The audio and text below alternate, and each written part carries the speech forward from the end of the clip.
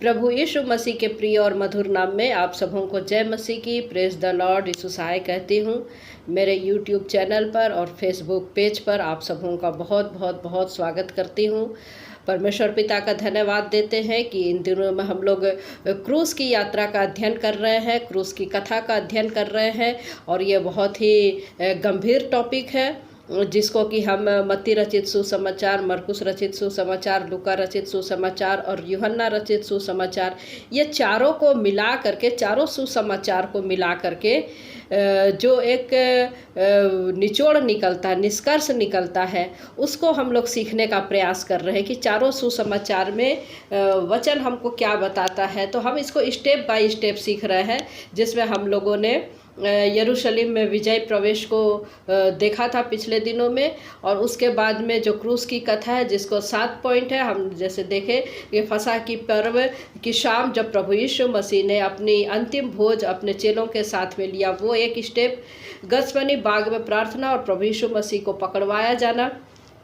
उसके बाद में महासभा में महायाजक कैफा के समक्ष में प्रभु यीशु को ले जाया जाना, पिलातुस और हेरोदेस के पास में प्रभु यीशु मसीह को ले जाना की घटना। उसके बाद में 5वां पॉइंट जो है उस पर दोष लगाकर क्रूस पर चढ़ाने की प्रक्रिया। 6वां हम लोग देखेंगे कि जब प्रभु यीशु मसीह को क्रूस पर चढ़ा दिया गया तो उस पर से कही गई 7 वानियाँ, और फिर उसके बाद प्रभु यीशु मसीह का पुनरुत्थान और प्रभु यीशु मसीह ने अपने चेलों से जो बातें की है वो, और स्वर्गरोहण। तो हम लोग इन सब बातों को स्टेप बाय स्टेप चारों सुसमाचार से सीखने का प्रयास करेंगे।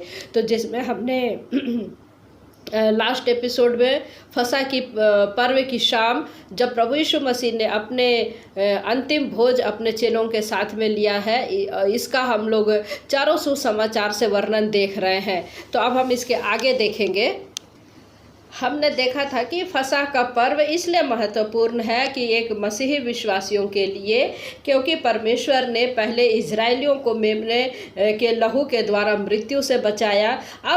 अभी जो कि नए नियम के जो हम विश्वासी हैं, अब हमारे लिए उसने अपने बेटे के लहू और बलिदान के द्वारा समस्त मानव जाति को नई वाचा के तहत हमें बचाया है। और ये बात प्रभु यीशु मसीह ने रोटी तोड़ते समय अपने चेलों को सिखाया।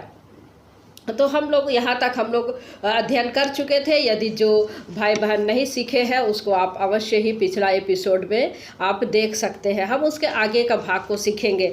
तो यहाँ पर हम लोग देखेंगे कि प्रभु यीशु मसीह जो कि एक बात जो यहाँ पर हुई है, उनका अभियंजन को हम लोग देखेंगे। प्रभु यीशु मसीह का अभियंजन जो कि उसके इसी यात्रा के अंतर्गत आता है, यात्रा के अंतर्गत आता है, जिसमें बैतनिया में यीशु मसीह का अभियंजन जो कि हमको मरकुस रचित सुसमाचार 26 अध्याय उसका हम लोग देखते हैं कि 3 पद से लेकर के 9वें पद तक हमको पाया जाता, माफ़ कीजिएगा, मरकुस रचित सुसमाचार 14 अध्याय उसका 3 पद से 9वें पद तक हमको मिलता है, और मत्ती में 26 का 6 से लेके 13 में, और यूहन्ना में 12 से लेके 12 अध्याय 1 से 8 तक में हमको इसका वर्णन मिलता है, जिसमें बैतनिया में यीशु मसीह का अभियंजन हो रहा है।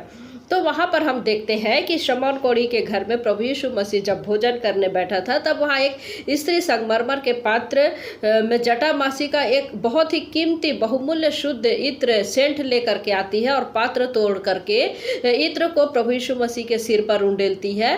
परंतु कोई कोई अपने मन में रिसिया कर कह रहे हैं। क्यों कह रहे हैं? क्योंकि वो इत्र जो है बहुत बहुमूल्य है, बहुत कीमती है, और वो इस प्रकार का इत्र का सत्यानाश कर रही या वेस्टेज कर रही है। तो उनको बहुत दुख होता है, उनको बहुत गुस्सा होता है चेलों को, और वे लोग क्या कर रहे हैं, उसके ऊपर में रिसिया रहे। क्या कहता है? यह इत्र 300 दिनार से अधिक मूल्य में बेचा जा कर कंगालों में बांटा जा सकता था। तो इसका जो मूल्य को हम लोग देखते हैं, यहाँ पर हमको यहाँ दिखाता है नीचे, यदि फुट नोट में आप देखेंगे, 1 दिनार बराबर 1 दिन की मजदूरी, 1 दिनार के बराबर 1 दिन की मजदूरी। तो यहाँ पर 300 दिनार, तो ये बहुत ही कीमती है वास्तव में। अगर उसको देखा जाए तो कंगालों में उसको इत्र को जो है कंगालों में बांट करके, इत्र को जो है बेच करके कंगालों में बांटा जा सकता था। तो वो लोग जो है उस स्त्री को झिड़कने लगते हैं। तो वचन हमको क्या बताता है? यीशु ने क्या कहा? उसे छोड़ दो, उसे क्यों सताते हो? उसने तो मेरे साथ भलाई की है। कंगाल तुम्हारे साथ सदा रहते हैं और तुम जब चाहो तब उनसे भलाई कर सकते हो, पर मैं तुम्हारे साथ सदा ना रहूँगा। जो कुछ वह कर सकी उसने किया। उसने मेरे गाड़े जाने की तैयारी में पहले से मेरी देह पर इत्र मला है। माफ़ कीजिएगा, गलत पढ़ रही थी। उसने मेरे गाड़े जाने की तैयारी में पहले से मेरी देह पर इत्र मला है। मैं तुमसे सच कहता हूँ कि सारे जगत में जहाँ कहीं सुसमाचार प्रचार किया जाएगा, वहाँ उसके इस काम की चर्चा भी उसके स्मरण में की जाएगी। हम लोग देखते हैं दूसरे सुसमाचार के पुस्तक में हम लोग देखते हैं, मत्ती और मरकुस में हम लोग देखते हैं कि वो स्त्री जो है इत्र को डालती है प्रभु यीशु मसीह के ऊपर में, और हम लोग देखते हैं कि वहाँ पर ये नहीं लिखा कि वो अपने बालों से पोंछ रही है। लेकिन जब हम यूहन्ना रचित सुसमाचार में पढ़ते हैं, वहाँ पर देखते हैं कि वो स्त्री जो है प्रभु यीशु मसीह के पाँवों में उसने क्या किया है। देखिए तीसरा पद क्या कहता है यूहन्ना 12 में, तब मरियम ने जटामासी का आधा सेर बहुमूल्य इत्र लेकर यीशु के पाँव पर डाला और अपने बालों से उसके पाँव पोंछे। वो बालों से वो प्रभु यीशु मसीह के पाँव को पोंछ रही है। और प्रभु यीशु मसीह क्या कह रहे हैं? इसको गुस्सा मत करो, इसको झिड़को मत, क्योंकि इसने तो मेरे गाड़े जाने के दिन के लिए इसको किया है। वचन हमको कितना स्पष्ट क्या कह रहा है कि प्रभु यीशु मसीह क्या कह रहा है? उसने मेरे गाड़े जाने की तैयारी में पहले से मेरी देह पर इत्र मला है। इत्र मला है। तो मेरे प्रिय प्रभु यीशु मसीह क्या कह रहे हैं कि मैं तुमसे सच कहता हूँ कि सारे जगत में जहाँ कहीं सुसमाचार प्रचार किया जाएगा, वहाँ उसके इस काम की चर्चा भी उसके स्मरण में की जाएगी। तो हम की जाएगी और ये जरूर की जानी चाहिए, स्मरण की जानी चाहिए। और यहाँ हम लोग उसके अभियंजन को देख रहे हैं, प्रभु यीशु मसीह के अभियंजन को। यह उसके बलिदान की शुरुआत को हम लोग देखते हैं। और दूसरा जो प्रभु यीशु मसीह ने सिखाया है, हम देखते हैं मत्ती और मरकुस लूका में नहीं दिखता है, किंतु हमको यूहन्ना में दिखता है कि प्रभु भोज के समय में प्रभु यीशु मसीह जो है अपने चेलों के पैर को धोते हैं। ये हमको मिलता है यूहन्ना 13 अध्याय में। तो ये सब जो है फसह के पर्व की शाम ये सब सारी बातें हो रही है। प्रभु यीशु मसीह अपने चेलों के साथ में फसह की तैयारी करते हैं और वहाँ फसह को खाते हैं। तब प्रभु यीशु मसीह ने ये बातें उनको सिखाई, अर्थात नई वाचा के विषय में उनसे बातें की है। कब? अंतिम भोज में पैर धोते हुए। तो अब जो है प्रश्न ये उठता है कि प्रभु यीशु मसीह ने भोजन करने के पहले पैर धोए या प्रभु यीशु मसीह ने भोजन करने के बाद में पैर धोए?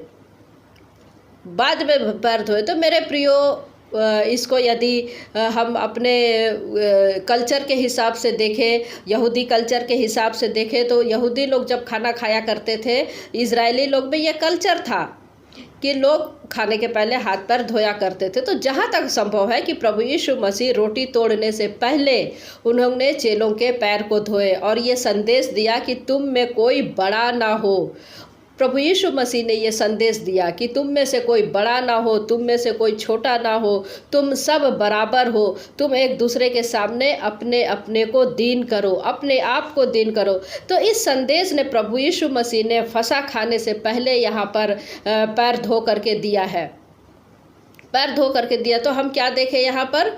सबसे पहले हमने उनका अभियंजन को देखा, प्रभु यीशु मसीह का निष्कलंक मेमने के सामने इत्र का उंडेला जाना या इत्र को उंडेल करके दिया गया, ये हमने देखा। और अब जो है प्रभु यीशु मसीह नई वाचा को उन लोगों को बता रहे हैं। पहली वाचा क्या है? पहली वाचा जैसे हमने कल देखा था, पिछले दिनों में देखा था कि इजरायलियों के साथ में और सिर्फ इजरायलियों के साथ में परमेश्वर ने ये वाचा बांधी थी। पहली वाचा जो कि परमेश्वर ने मूसा के द्वारा सारे इजरायलियों के साथ में बांधी थी। और फसह का जो पर्व है, पर्व के रूप में वे लोग मनाते थे। और हम लोग देखते कि उसके बाद में तमाम जो फेस्टिवल वे लोग मनाते थे, परमेश्वर को धन्यवाद देना या अलग अलग इवेंट को वो लोग याद करते थे इजरायली लोग। और जिसमें जो है फसह का जो पर्व है, ये सबसे बड़ा पर्व है। 7 दिन का ये पर्व है जो कि 7 दिन तक चलता। तो ये पुरानी वाचा का चिन्ह था जो इजरायलियों के साथ में परमेश्वर ने बांधी थी। अब जो है हम मत्ती, मरकुस, लूका, यूहन्ना, यहाँ जो प्रभु यीशु मसीह ने जो कहा है उसको हट करके हम लोग पौलुस की बातों में आते हैं। पौलुस ने जो इन सारी चीज़ों का निचोड़ किया, कंक्लूड किया, उसको हम लोग देखेंगे, जिसको अंतिम भोज कह सकते हैं, या प्रभु भोज के उस अंतिम भोज को पूरा उसने जो पिक्चर को रखा है उसको देखेंगे, जो कि हमको पाया जाता है पहला कुरिन्थी 11 अध्याय उसका 23 से 25 पद में। जब हम लोग देखते हैं पहला कुरिन्थी 11 अध्याय 23 से 25 पद हमको क्या बताता है, देखिए। क्योंकि यह बात मुझे प्रभु से पहुंची और मैंने तुम्हें भी पहुंचा दी कि प्रभु यीशु ने जिस रात वह पकड़वाया गया रोटी ली और धन्यवाद करके उसे तोड़ी और कहा, यह मेरी देह है जो तुम्हारे लिए है, मेरे स्मरण के लिए यही किया करो। इसी रीति से उसने ब्यारी के पीछे कटोरा भी लिया और कहा, यह कटोरा मेरे लहू में नई वाचा है, जब कभी पियो तो मेरे स्मरण के लिए यही किया करो। तो यहाँ पर प्रभु यीशु मसीह ने जो ब्यारी के पीछे कटोरा लेते हुए पीने के लिए वो तैयार है, लेने के लिए वो तैयार है, उसको उसने नई वाचा का लहू बताया। नई वाचा का लहू बताया क्या कह रहा है कि ब्यारी के पीछे कटोरा भी लिया और कहा, यह कटोरा मेरे लहू में नई वाचा है, नई वाचा है, जब कभी पियो तो मेरे स्मरण के लिए यही किया करो। तो प्रभु यीशु मसीह ने जो ब्यारी के पीछे से जो कटोरा पीने के लिए लिया है उसको उसने नई वाचा का लहू बताया है। और ये नई वाचा का लहू उसने पूरे जगत को, नई वाचा के लहू के द्वारा उसने पूरे जगत को अपने लहू से उसने बांधा, और लहू के द्वारा उसने बांधा। इसलिए उसका वचन हमको बताता है, यूहन्ना रचित सुसमाचार 3 अध्याय 16 पद में कहता है, जो कोई मुझ पर विश्वास करेगा वो नाश नहीं होगा परंतु अनंत जीवन पाएगा। तो यहाँ पर हम एक ओवरऑल तरीके से देख रहे हैं, ना ही हम बहुत डीप जा रहे हैं, ना ही हम बहुत लाइट जा रहे हैं, लेकिन हम बीच में हम अब ये ठीक ठाक अध्ययन हम कर रहे हैं। जो कि हम शुरुआत में देखें तो हम लोग ने विजय प्रवेश को देखा। अब यहाँ पर जो है तो फसह की पर्व को प्रभु यीशु मसीह मना रहे हैं। तो आजकल के जो स्कॉलर लोग हैं, कुछ का मानना है कि ये जो है बुधवार की शाम को प्रभु यीशु मसीह ने मनाया है। आजकल के नए जो स्कॉलर हैं थर्सडे के बजाय वेडनेसडे की बात करते हैं। तो मेरे प्रियो, यहाँ पर हम पहला कुरिन्थी 11 अध्याय में हम लोग स्पष्ट देखते हैं 23 से 25 में वचन हमको बताता है कि जिस रात वो पकड़वाया गया उसी रात प्रभु भोज या अंतिम भोज उसने अपने चेलों के साथ में लिया। तो जिस रात वो पकड़वाया गया उसकी अगली सुबह तो उसे क्रूसीफाई होना था, क्रूसीफाई कर दिया गया, और उसके अगले दिन सबत का दिन था, उसके अगला दिन जो है सबत का दिन था। तो इस प्रकार हम जो हमारे स्कॉलर है जो कहते हैं वेडनेसडे को प्रभु भोज लिया, ये सरासर हम इसको खारिज करते हैं। बुधवार का दिन वो नहीं था, वो थर्सडे की शाम का समय था, और यही वो समय से प्रभु यीशु मसीह का क्रूसिफिकेशन का जो समय था वो चलता है। तो जिसको हम लोग जो पुराने हम लोग मसीही लोग हैं, हम लोग लास्ट सफ़र हम लोग देखते हैं। लास्ट सफ़र थर्सडे को से जो शुरुआत है, और ये पूरे लास्ट वीक है, इसकी शुरुआत तो थर्सडे से है जो कि प्रभु भोज लेते हैं, उसके बाद में गुड फ्राइडे, फिर उसके बाद में हम लोग सबत का दिन, या फिर उसके बाद में हम लोग पुनरुत्थान का दिन को या पुनरुत्थान दिवस को हम लोग मनाते हैं। सबत का दिन नहीं मनाते प्रियो। सबत का दिन जो कि उसमें आ रहा है, हम नए वाचा के तहत है, तो हम सबत का दिन नहीं मानते हैं। तो ये थर्सडे की जो प्रभु यीशु मसीह का जो फसह के पर्व की तैयारी है, सूरज ढलने के आसपास उसके समय में जो प्रभु ने फसह की रोटी तोड़ी, तो ये सब बातें उसने जो कही है हम उसको टाइम वाइज बताएंगे। आप हमारे साथ में बने रहे, स्टेप बाय स्टेप बने रहे। हम लोग जैसे जैसे शुरुआत हुआ है, जैसे जैसे प्रभु यीशु मसीह ने जिस जिस टाइम में ये सब बातें की है, वो सारी चीज़ों को हम लोग टाइम के हिसाब से, जिस प्रकार से वहाँ का टाइम था उसके हिसाब से हम लोग देखेंगे। कुछ एक्यूरेट टाइम भी हो सकते हैं, और कुछ जो है आंकलित, अनुमानित या लगभग ऐसे टाइम को हम लोग देखेंगे, तो प्रभु यीशु मसीह की जो घटनाएं हैं, ये सारी रात, पूरी रात में वहाँ पर क्या क्या घटनाएं हो रही है, प्रभु यीशु मसीह रोटी तोड़ने के बाद कहाँ जाएंगे, फिर उसके बाद क्या क्या होगा, कैसे कैसे पकड़वाया जाएगा, फिर कैसे कैफा के पास में, फिर पिलातुस के पास में, ये सारी चीज़ों को हम लोग देखने का प्रयास करेंगे।